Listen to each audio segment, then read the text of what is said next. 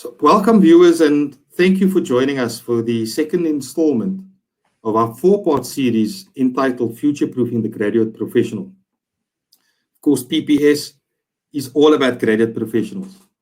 We're the largest mutual insurer in South Africa, and we exist solely to serve our professional members, who, unlike clients of other insurers, are actually the owners of our business, and they share in our profits.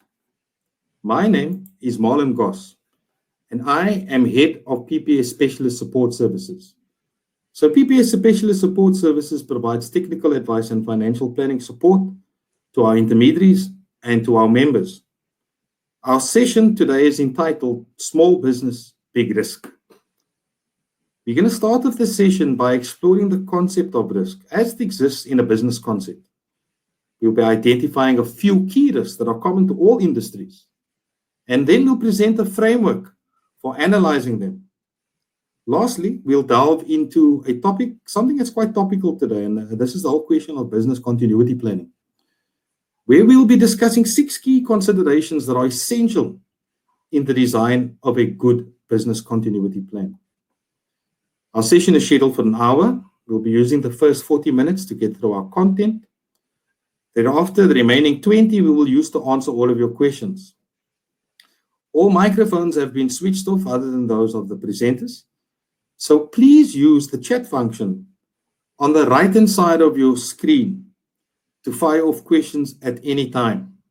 However, please note that those questions will only be addressed during the allocated slot. So lastly, we're going to keep the session quite lively and interactive. We'll be running a few special offers, and also throughout the session, we'll be running a couple of polls. Please participate. So joining me today and representing PPS Group, we have Tiffany Ann Bush, and we also have Tracy Linnell.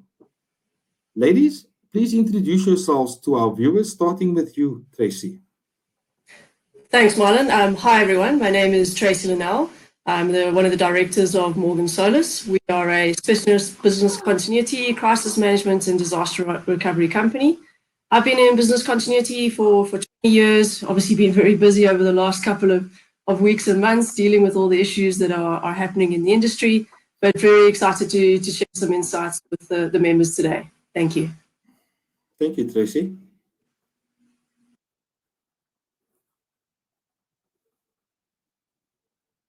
Tiffany, I think we've lost you.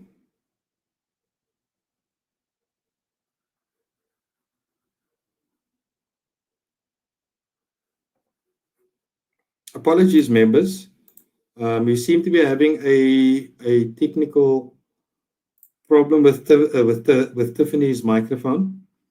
We'll be with you shortly.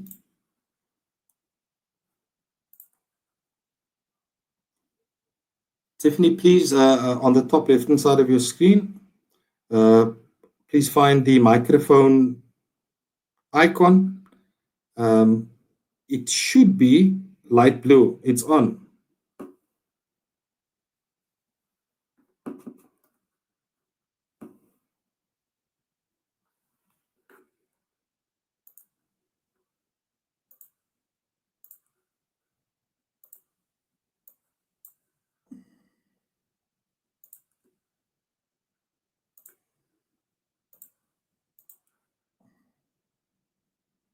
Apologies, members. I'm trying to work out what exactly has gone down.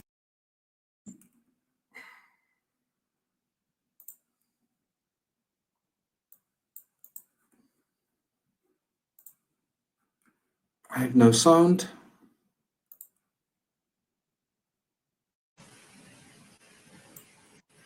So, Marlon, I'm able to hear you, and I think the members can hear you. I see Tiffany's just dropped off the. I see she has. Probably just to see if she can sort out her sound issue. Should we wait? Should we jump to my content around business continuity, and we can come back to Tiffany's? I think perhaps we should. So I'm sure. I mean, Tracy, Tiffany shouldn't take too long. Okay, we'll wait a sec. Okay, let's give her a minute or two. Our apologies, viewers. We've Of course, we've been for the better part of this morning and the whole of last night. The system worked completely fine. Perfectly. Could be that Tiffany's suffering from some bandwidth issues. You're back, Tiffany. Can you hear me now?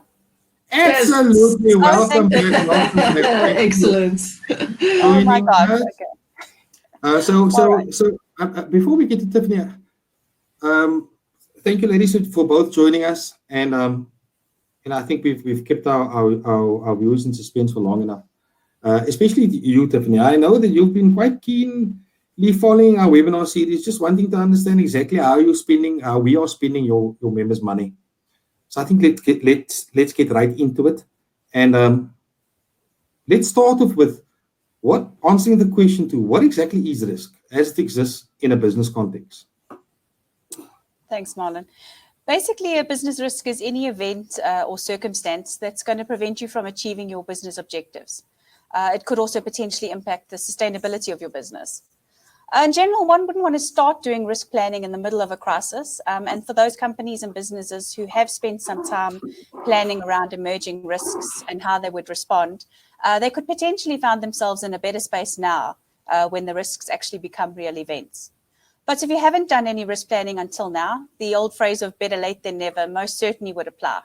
And to make those of you in the second category feel a little bit better, I would expect that even companies who have very advanced risk management strategies may not have had a global pandemic appropriately rated on their risk register. Certainly not to the extent that we're seeing the impact of COVID-19 globally. So before we get into the detail of some of the specific risks that small businesses are facing, let's discuss some key principles about how the risk management process works and why we should spend time on this. Risk management is a key business tool to try and assess against certain what-if questions that you need to ask your business. If you ask the question, what if the situation had to happen? You check how would the business be impacted?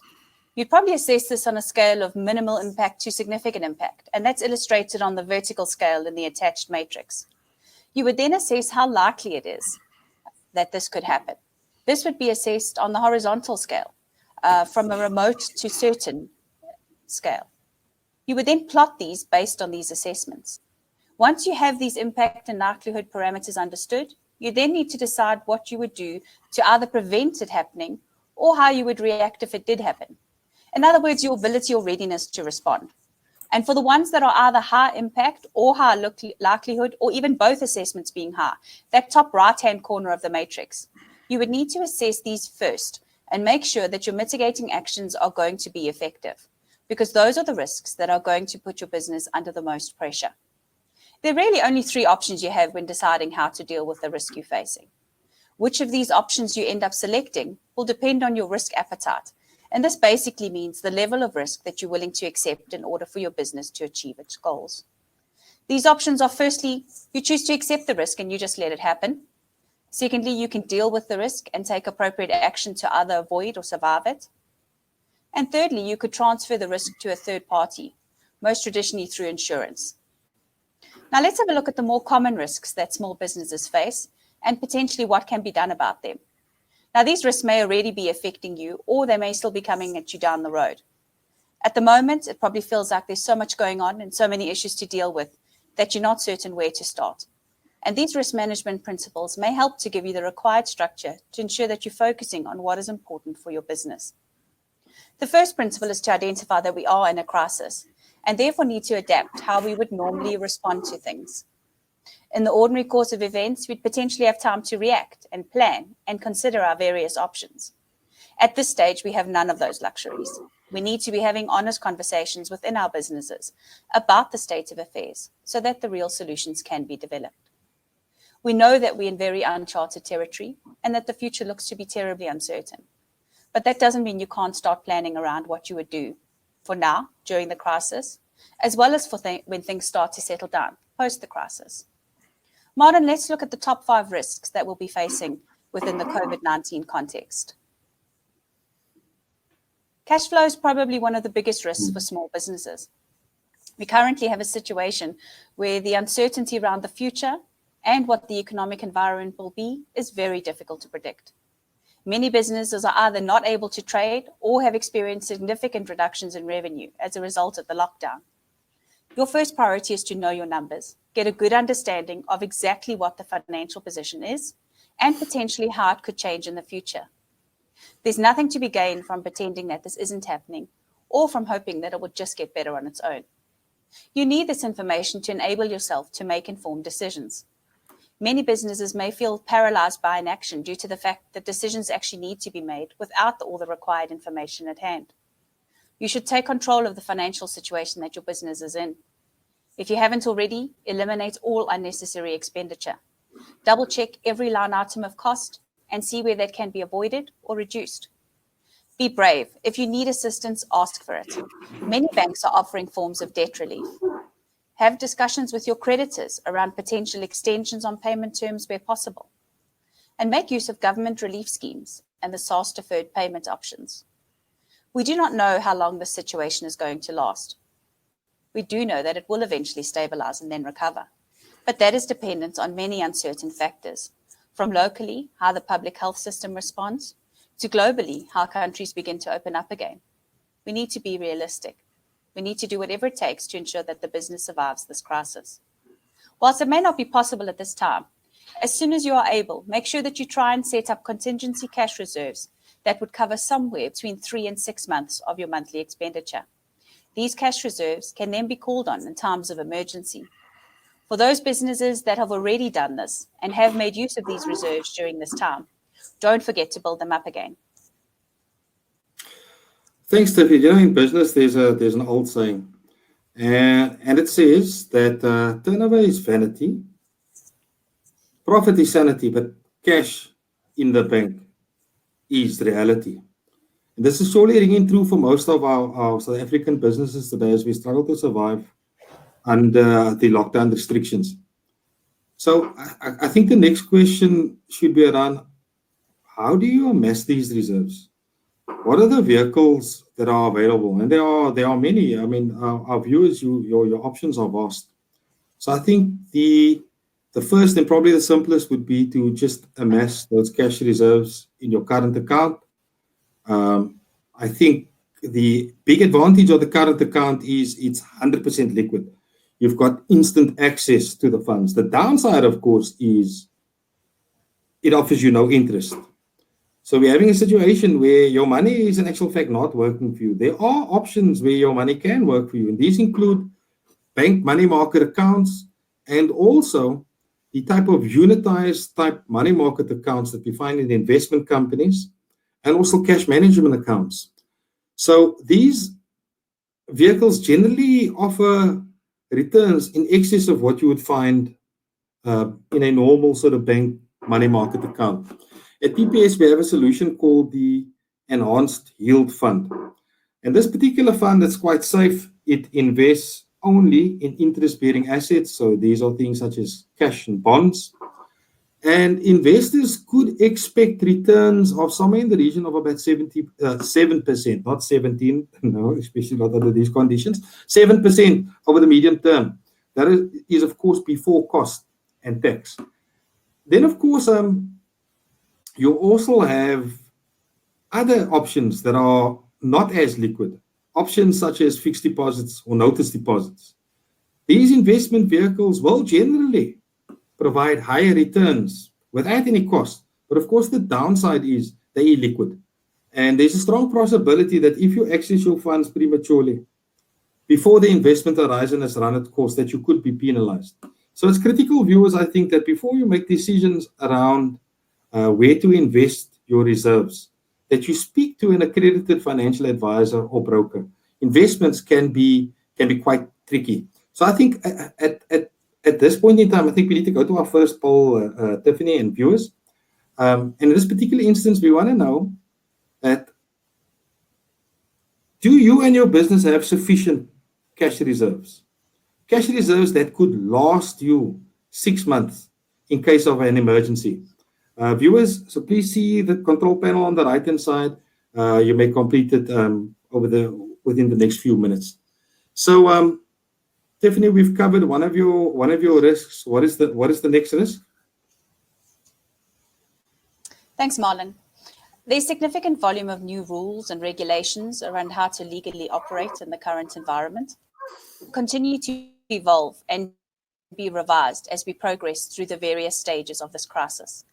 These have become even more complex under level 4 and ultimately will be amended further when we reach higher levels of the lockdown, where businesses are beginning to resume trading.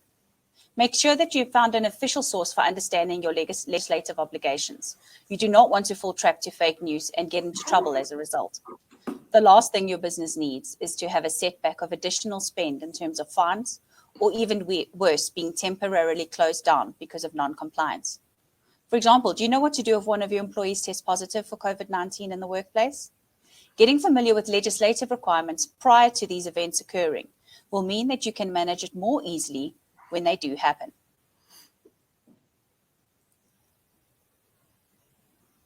Unfortunately, we know that even though we are experiencing a crisis, certain people are using the chaos of the current situation to take advantage. We currently have one of the largest ever work from home situations. As a result, companies' cybersecurity measures are likely to be stretched to an unprecedented level. From a regulatory perspective, small businesses have just as much responsibility to manage data security and to avoid data breaches as larger businesses do. This should certainly form a key feature within your disaster recovery planning.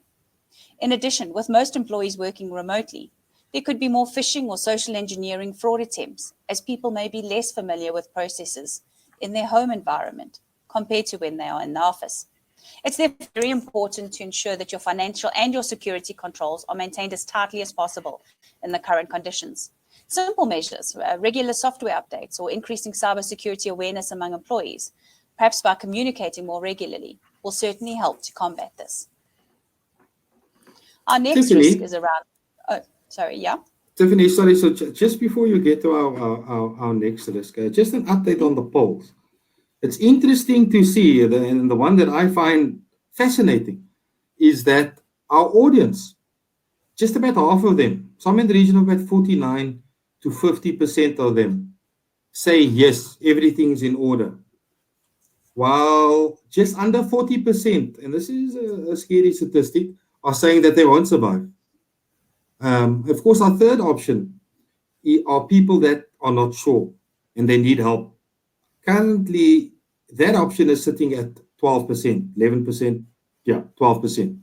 So yes, guys, I mean, those of you that haven't voted yet, please get stuck in shortly. We will be launching our second poll. Back to you now, Tiffany. Thanks, Marlon. Our next risk is around key people and the dependents.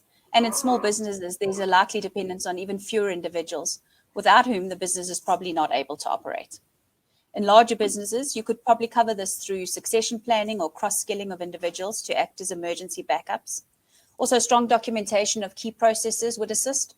However, in small businesses, the very financial security of the business may come down to these individuals. One could look at using risk transfer mechanisms to cover this, such as key person insurance. At this time, specifically when there's a health crisis impacting individuals' ability to work, this dependence becomes even more evident and therefore the risk even greater. You know, viewers, I must agree with Tiffany. I think your business is so much more than just bricks and mortar. The business is not just about a corporate identity and a brand and products and even its services. More than anything, it's actually a structure consisting of people that have been organized in order to reach, not only from the perspective of losing employees or owners due to ill health, infirmity, sickness, death, whatever the case may be, but there's also a real risk that they could leave to join competitors. So we're going to be touching on business assurance a bit more later on. Tiffany, you mentioned 5 key risks. But there are learnings nevertheless, and therefore provide opportunities for us to make changes to the business that may not have otherwise been evident from a business as usual environment. We need to take note of where we've identified vulnerabilities and make plans to address these in the future. Perhaps we will emerge with a deeper understanding of our customers' true needs, our suppliers' potential limitations, and our employees' ability to adapt to change better than we might have expected. We need to use these learnings to our advantage to shape the future for our businesses. Absolutely. Thank you, Tiffany. Viewers, I think the risks that you encounter or which are encountered by a business It's inherently linked to the type of industry that you're in or that you find yourself in. And of course, there's lots more. Business interruption risk, which I'll cover a bit later, for example, are one of those. Then there's also things such as the loss of intellectual property and reputational risks that are both significant in terms of our professional practices. Guys, we're conscious of time, so we just before we turn to our next speaker, we're just about to end our first poll, and we're going to quickly take a look at the results. So the question is, do you have sufficient cash reserves specifically to last you 3 to 6 months? Just over half of our audience, which is fantastic, says 54% says yes, everything is in order. 11% say they're not sure, they need somebody to help them, down to 10%. And the last option, no, my business would not survive, 34% of our viewers, which is scary. So if we look at the two collectively, the second and the third option, 44% of our viewers are saying that they're either uncertain or their businesses will not survive another catastrophe where there's no income for 3 to 6 months. Thanks, guys. We're going to end that poll right now. And I'm going to move to my second speaker. And Tracy, welcome back. Tiffany's just outlined some key business risks. She's also highlighted the techniques that we can use to rate and manage them via her risk matrix. But what do we do when it all goes wrong? When a premises goes up in flames, or we faced with some sort of natural or man-made disaster, can we actually plan for events like these? So absolutely, Marlon. I mean, that is the crux of business continuity planning. The whole concept behind business continuity is actually to ensure that if you have a major interruption as a result of a fire or that we are able to resume operations within a predefined time so that we can continue to service our customers and our stakeholders. So one of the questions we were continuously asked is, why do we do this business continuity thing? And if you have a look at the slide that we put in front, in essence, most organizations, and let's be honest, just about every organization, is in business to make money, either for the stakeholders, etc. Now, in order to make that money, we need to have customers that are purchasing either a product or a service. We have an interruption to that product or service, as you mentioned, could be a result of fires, floods, even this COVID-19 situation. What potentially could happen is that the customer could decide to move to a competitor, to change brands, or to stop buying. And I like to use an example that comes from 2010. For those of you that even remember the BlackBerry handheld devices, in 2010, BlackBerry had a major outage in their IT network, and they were unfortunately down for 4 days in a row. Now, in 2010, you weren't cool unless you actually had a BlackBerry because it was your instant message and your email all on one device. And because they were down for so long, what happened as end consumers, we moved across to iPhones, to Samsungs, and to different devices. So the knock-on impact to BlackBerry as an organization is it almost crippled them, had massive impact on their revenues. And unfortunately, the knock-on and downstream impact is actually down to the average staff member in terms of potential job losses, salary cuts, and no bonuses. So very much on the right-hand side of the picture, you'll see we put business continuity in place ahead of an incident to ensure that we can resume the delivery of that product or service to the potential customer or to the customer. So when we look at business continuity, we need to look at what is it we want to protect. And we basically look at it from 6 pillars, and I'm going to take you through what those are now. The first one, which we've all had exposure to in the last couple of months, is around premises. So this is where we have the situation where you do not have access to your primary site or your primary premises.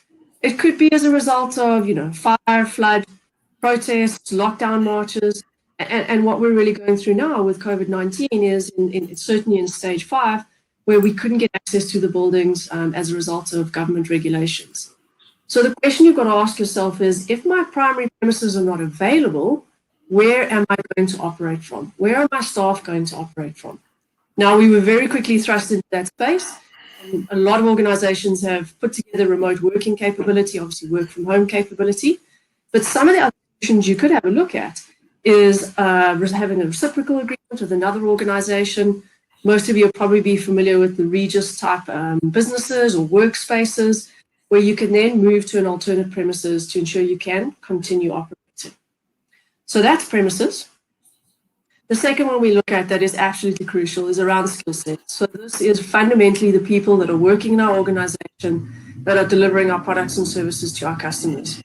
Now, if there may be various instances where we have a loss of skill sets, it could be people get involved in a protest march, we have illness, and like we're seeing with COVID-19, and thankfully the stats are quite low at the moment, we have the potential for loss and actually death of staff members. And the question we've got to look at, particularly in small and medium businesses, is if we lose that skill set, how are we going to replace them? And how are we going to continue to operate? So Tiffany alluded to it during her talk. She spoke about cross-skilling, succession planning, and also ensuring we have standard operating procedures in place. There are a couple of other things that you could also look at as solutions, things like outsourcing to a third-party provider, or even a situation where you could recruit ex-employees who are retired and still have the skill set to assist you. So this really is an important pillar. Tracy, I must agree. I think replacing lost skill sets is probably one of the most challenging, if not the most challenging, of all your business continuity pillars. How do you guys deal with this risk in your own practice? Sure, that's a good question and a very important one. So just to give some context to the viewers, our consulting firm is 10 people strong, of which we have 2 directors, myself and my partner. I look after the sales and operations side of it, and my partner is on the technical IT side. So what we've done on his side is we've put all the succession planning in place, cross-skilling, we're good to go on that side. But because my skill set is a little diverse, we are in the process of upskilling someone, but we've recognized that we do at the moment have an exposure in that space. So what we've done is we've turned to insurance as a mitigation strategy, where we've taken out 2 types of insurance policies. The first one is a keyman insurance policy, which is basically saying if either myself or my partner are injured or anything, we have insurance to cover us. And the second type that we've taken out is what's known as a buy and sell agreement. So if either of us decide to exit the business, we can purchase each other's shares in the business. So it's a great question. Okay, awesome. Thanks, Tiffany. So I think from a long-term insurance and risk perspective, specifically with regards to business planning, Tiffany made reference to risk transfer. This is what we're talking about. So there's a number of triggers that we look at. And those triggers, the primary impact is initially felt with the owner. It moves on, it then starts impacting his estate, and invariably it will impact the business, the remaining owners, and of course, eventually the employees. So some of these triggers could be things such as death, of course, divorce. Divorce is a big one. Sequestration, you could be a victim of crime. Of course, all of these things eventually will have an impact downstream, all the way down to the employees. Now, guys, we're just about to launch a second poll. And of course, the second poll, what we want to know is, in the event of your partner's death, do you know what will happen to your business? And of course, the first option is, yes, I have a plan in place. In other words, I've got some kind of succession going. The business will continue. It will not die with me. And the second is, no, I need help with putting a plan together. So what is business assurance? Business assurance, for intents and purposes, it's a risk policy. It's a policy of insurance. And it's designed to protect the business and owners against the financial impact of death, ill health, or infirmity. Not just the owners, but of key people as well. So, I mean, typically we'd cover the owners. It could be a director like you, Tracy, or it could be a key person. It could be a member of staff. It could be anybody. The solutions that we structure would normally be one of or a combination of the following. So this is typically would include buy and sell, or what we call buy and sell agreements. key person cover, contingent liability, and then lastly, credit loan cover. So for our purposes, we're just going to focus on two. The first of which, of course, is what we call key person cover. So what is key person cover? Key person cover is what we call a company-owned policy, meaning the company pays the premium and is awarded the proceeds. So how do we use it? I mean, for all intents and purposes, the policy is designed to protect the company against the financial impact of losing a key employee. So typically, this would be somebody who's got rare or specialist skills. It's an employee that the business would also struggle to replace. Someone that makes a significant contribution to the company's bottom line and can be insured. This could be a sales director, or it could be some kind of top specialist that brings in a disproportionately high percentage of your revenue. Then, of course, there's also the exists risk to the owners. So we provide protection for the owners of a business through what we call Pinesol Agreements. And this is quite important. This is not a company-owned policy. These are policies that are actually owned by the owners. And what they serve to do via a legal contract is to make it obligatory on the death or ill health or disability of one of the owners for the remaining owners to purchase the company interest. And this is important. This is very important. At a specific price. So we protect the deceased, let's call it the deceased estate, and we protect the remaining owners by bringing by ensuring that the price you pay is going to be reflective of the actual value of the business. So that this entire agreement, of course, it's a contract. What makes it very cost effective is the fact that it is financed through insurance. And with insurance, of course, we are able to pump in the liquidity that is needed in order for the remaining owners to buy the interest. So quickly before we move on, Tracy, let's just have a look at our poll results. So up until now, we've asked the question, in the event of your partner's death, do you know what will happen to your business? I am very pleased to announce that over 90% of our audience, 90%, that's fantastic, says yes, they have a plan in place, succession is in place, the business will continue, it will not die with me. Then there's 9% though, which are saying no, they need help. And of course, we're here to help. So audience, before we move on to the next part of our presentation, on the right-hand side, at the control panel, you'll see a little icon called Office. For those of you that want to speak to an accredited advisor or broker, and if you have your own, that's also fine. Please click on the link provided, and of course, it takes us to our PPS Business Assurance page. So Tracy, up until now, we've covered 2 of the 6 pillars.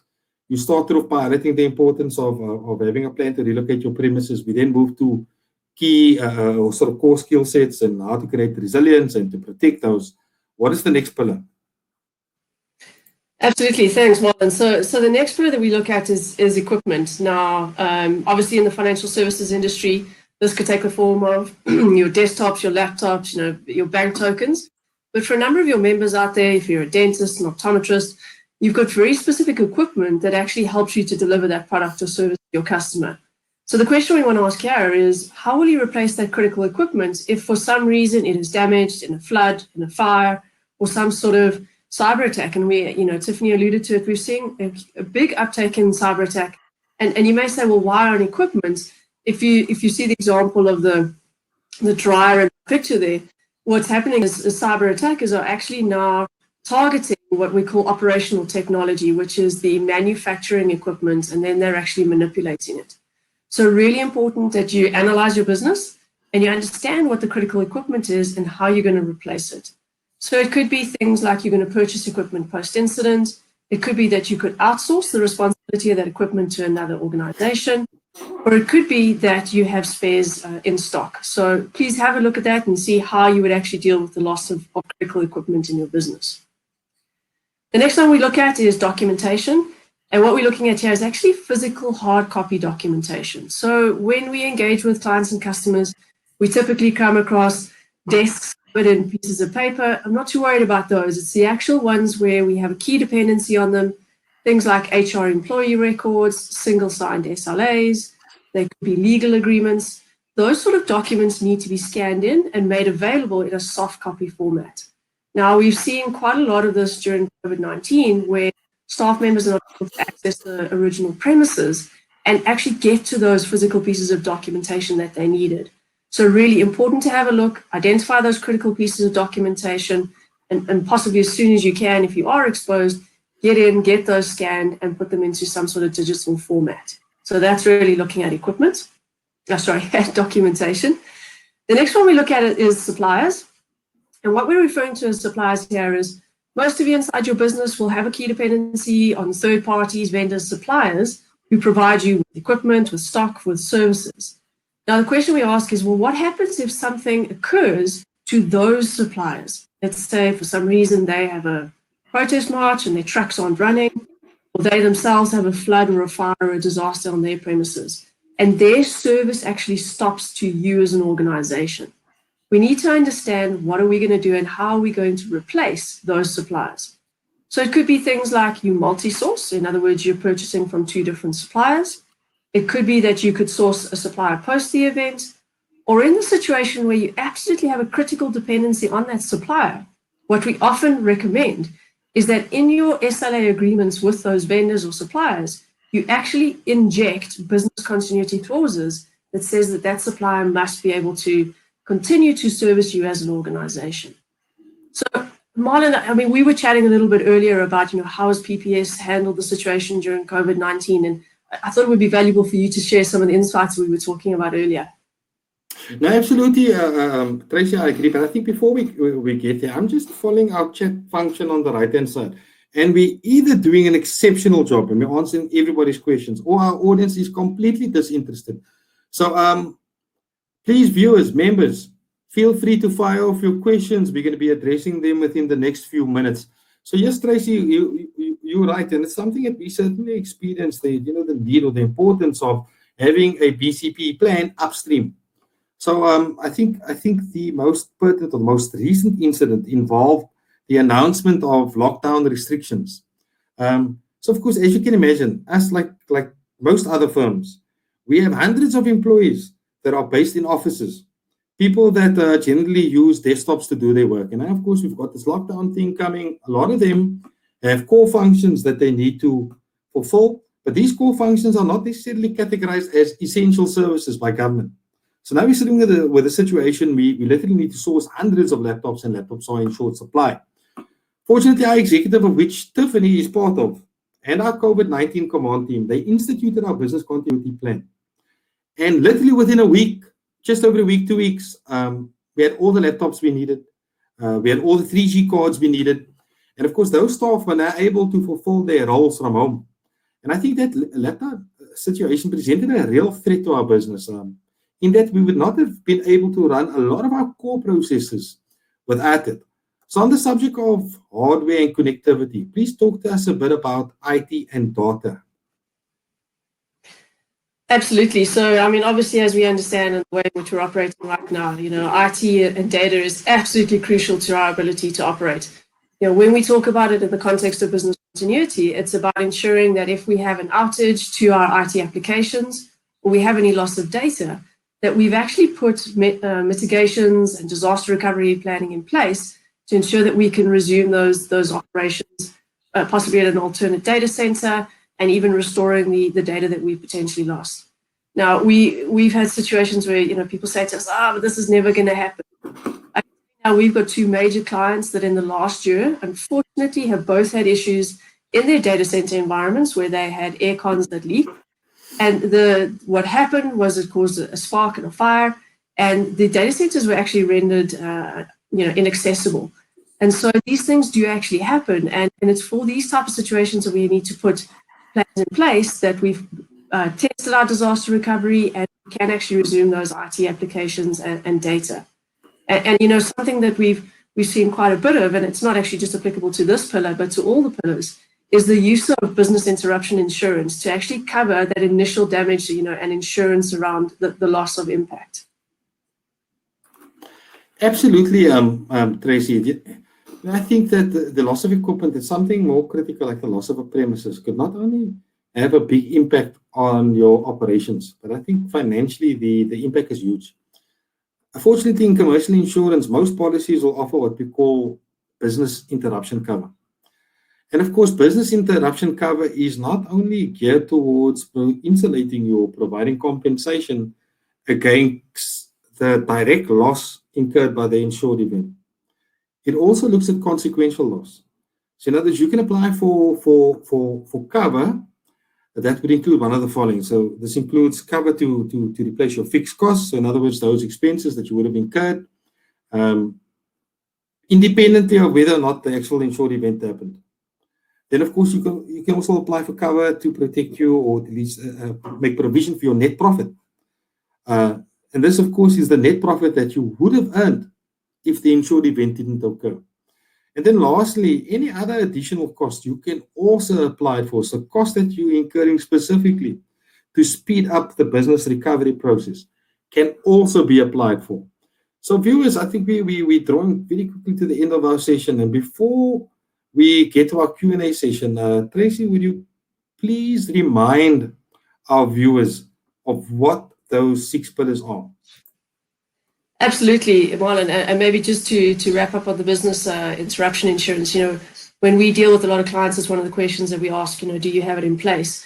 And oftentimes when we interrogate it a bit deeper, we find that there are components that they didn't think about, like, am I covered for data loss? Am I covered if the building next door to me burns down?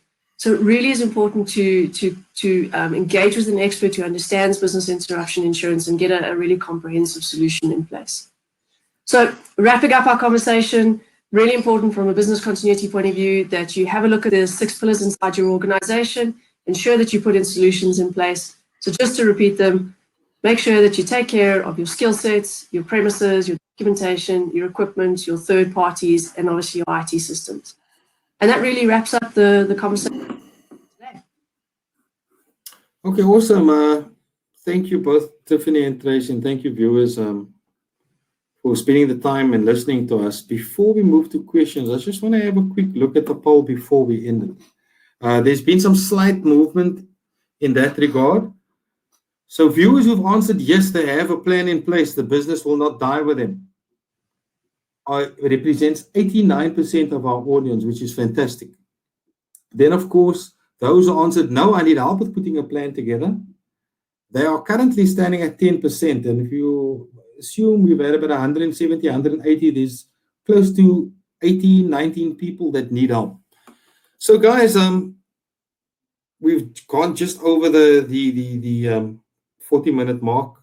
We're going to switch to your questions now. And as I switch to your questions, I'm going to pop up our contact details, both PPS Specialist Support Services. Please make use of it. If you don't have an advisor or broker and you want to reach out to us directly, you may. Alternatively, those of you that have advisors or brokers, please contact them and they'll set up a virtual consultation. I've also included Tracy's contact details, so should you have questions or concerns around your own business continuity planning and disaster recovery strategies, please reach that to her. I'm going to turn to questions. I've seen the first question is, I've got a question that wants to know, where somebody wants to know. I've just lost the question. I see there's comments around my chair that needs greasing and oiling. I super agree. Fortunately, I have Tiffany online, and I'm sure she could ensure that that purchase order is written at. Deepak Nagar wants to know, will the slides be available to participants? Absolutely. So Mail and Guardian will make it available. There's also going to be a recording after the session and a summary. We'll be sending you an email with a summary of the session, and of course there will also be links on the Mail and Guardian site where you can access the content. I see there's lots of advisors and brokerages online. It's fantastic to know that our representatives are well represented. Here's another question, and I think I should probably take this one, ladies. So Moghasandram wants to know, how does a Pinesol agreement pay on an exit of a partner, not on death or disability. So specifically, the type of to answer your question, Sandram, the agreements that we are involved in typically would look at events such as death, ill health, or infirmity. And I think it's critical to understand that this policy exists to provide the liquidity that you need, that at the drop of a hat, if an insured event happens, of course, you have the necessary income that you need, or at least you need to have the necessary capital that you need to purchase an owner's interest. In the event that you want to buy at an owner for any other event, then of course you will have to rely on your cash reserves. So this is funds that you've accumulated in your own rights. And I think this is the main reason why products such as buy and sell policies have become so popular, because you don't need to reach out into your own pocket to buy at the interest. If the event is linked to death, ill health, infirmity, or some kind of risk event, the insurance policy takes it and makes sure that, of course, those funds are available. Sandram, I hope I answered your question. Ladies, are we seeing any other questions? I'm just going through the list.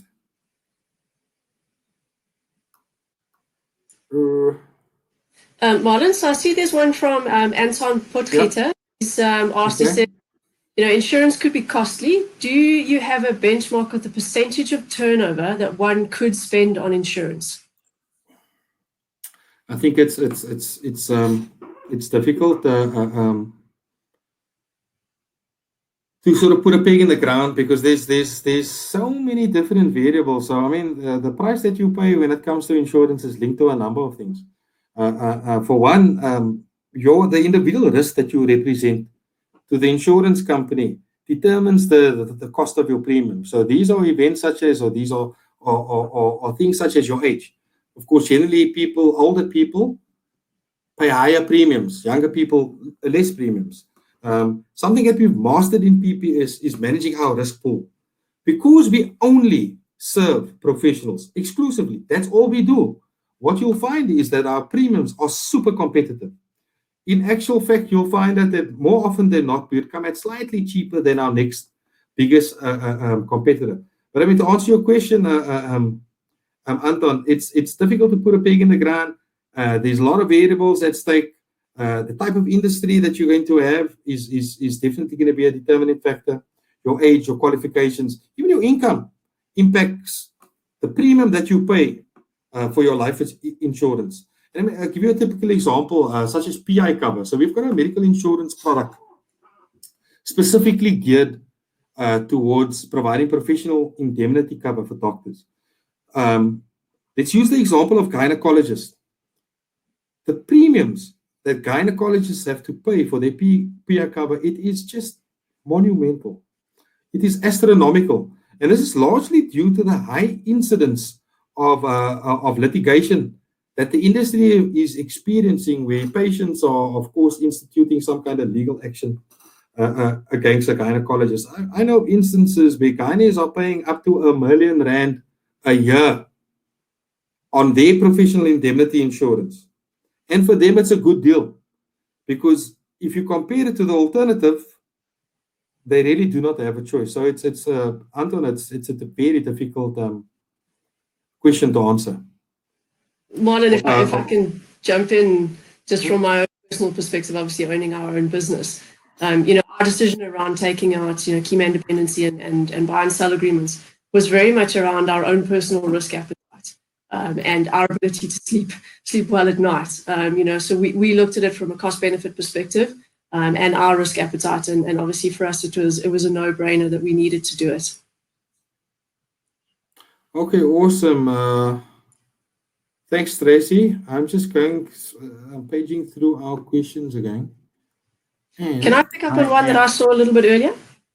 Please go ahead, Tracy. Okay. There was a question that said, is there a difference between short-term insurance and business continuity planning? So I hope I can pick this one up and answer it.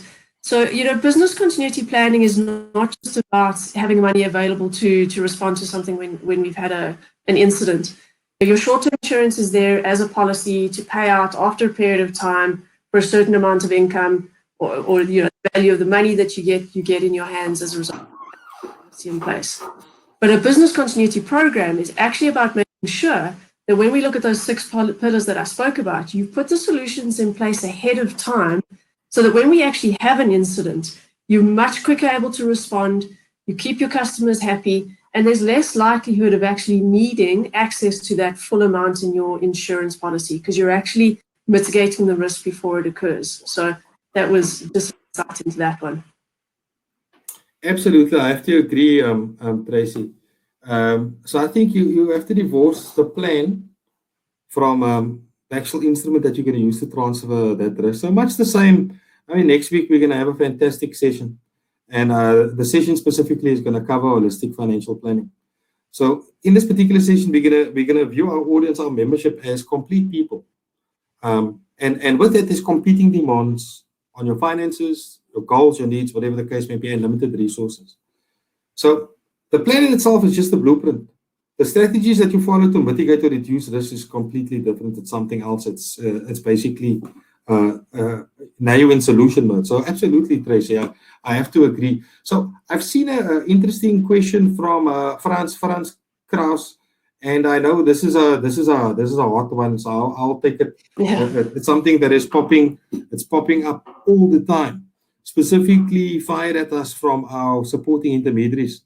And Franz Kraus wants to know, is profit share applicable to keyman policies? They're going to give you the short answer, Franz. Right now, it's not. But I can also tell you that as a group, we've heard the demand for adding profit share to our business provider policies. It's something that we're certainly looking at. And I'm going to recommend that you keep on watching our social media. Stay close to our life specialists, our financial advisors. And of course, there'll be an announcement. Something exciting will be announced pretty shortly. So yeah, just keep an eye out for that announcement, Frans. Tracy, are you seeing any other questions? We have to wrap up soon. Yeah, Marlon, there's one more. Sajal Vallabha has asked, would financial underwriting not be applicable for calculating max cover on most business insurance? Absolutely. That's a very good question.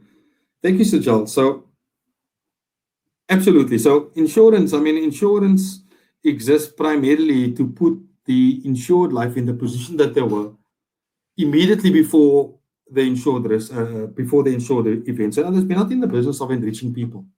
We want to put you in a position that you were previously, immediately before the insured event. So absolutely, every single insurance application, business provider application goes through a process of financial underwriting. And at PPS, the level or the depth at which we would follow with regards to that investigation is determined by the valuation of the business.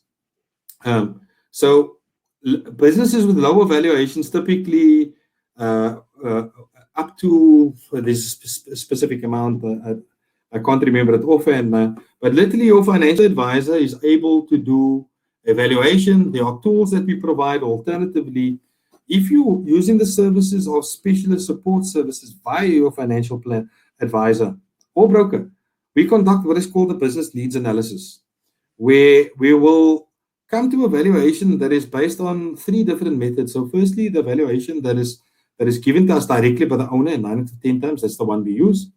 Alternatively, there's 2 other methods that we use, and it's calculated by a piece of software that we use. Generally, up until a particular level, that in itself is sufficient evidence. But where we have firms with larger valuations, we will need not just the BNA or the valuation being done by the financial advisor or broker, but we'll also need, you need to ensure that the application is accompanied by audited financial statements. It's only with these audited financial statements that we'll be able to truly assess the risk that the application presents to us. So thanks, Sujal, for that question. I hope I answered it. Nick Olivier, here's another question. by Nicola Fear, and it's COVID-19 related. And this is a hot one because everybody's asking this question. And there's been like this mad sort of rush to get business interruption cover. So Nick wants to know, under COVID-19, is it covered with our existing business interruption cover? So there's two answers. So the first answer is our members, short-term insurance policy owners that own PPS commercial insurance, where they opted for specifically for business interruption cover. Yes, they are covered. They will continue to be covered. I think what has happened subsequent to that, all short-term insurers have reviewed their business interruption cover for new policy applications. And specifically, when we say new policy applications, we are looking at some kind of exception where we are excluding pandemics.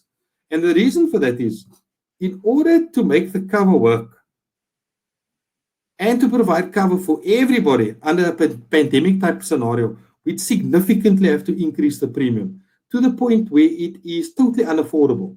So to answer your question, COVID cover exists for our existing policyholders, those who had it, who opted because it's an optional extra. All new applications, there'll be a pandemic exclusion, unfortunately. Guys, we've run out of time, and at this point in time, I'd like to say thank you to all of our speakers. A special word of thank you to our members that have joined us today. And I think in closing, we have to say that as a nation, I think SMMEs is not just critical for us to survive, but they're critical for us to thrive as well.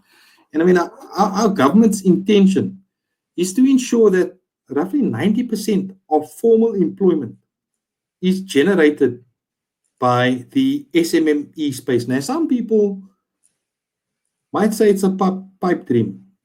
I differ. I mean, I honestly believe that SMMEs and the small business sector is indeed our silver bullet for economic transformation. SMEs are faced by many risks to not only the business itself, but the people who own them as well. Unfortunately, there's help at hand. There are specialists who can help in reducing or transferring risk to third parties. Speak to your financial advisor or broker if you'd like to book a consultation, or to discuss your individual business insurance needs. Importantly as well, please join us next week when we discuss the need for holistic financial planning. And at PPS, we are not one of those when you die people. We're not too terribly concerned with when you die. Specifically at PPS Specialist Support Services, we're actually more concerned with your life right now, while you are alive, and how we can ensure that you live your best life. Our members have a multitude of needs, of priorities, and of course, limited resources. We'll be creating a discussion around how best to address those limited needs and resources with a plan. Of course, the webinar will be flighted a bit later on today. So I think, guys, just the last thing before we go, please look out for our webinar questionnaire. Please rate me, please rate Tracy, Tiffany, the quality of the session, the audio. We've got one or two other questions that we really need you to answer. Those questions are invaluable in making our sessions better. And please don't forget to register for next week's session. It's going to be super. Thank you once again for your time. Thank you for joining. Specifically, a special word of thanks once again for our members that joined us. Please stay safe, stay blessed, and see you all next time. Thank you and bye-bye.